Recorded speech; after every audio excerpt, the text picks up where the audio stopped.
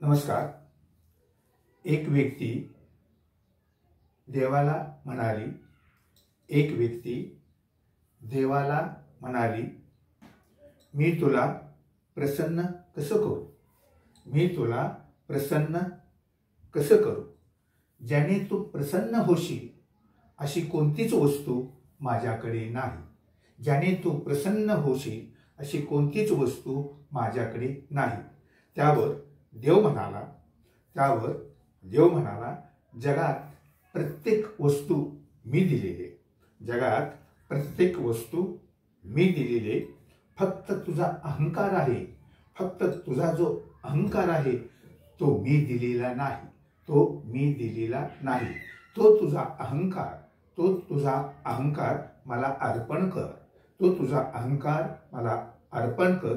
तुझं आयुष्य यशस्वी होईल, तुझं आयुष्य यशस्वी होईल, लक्षात ठेव। धन्यवाद।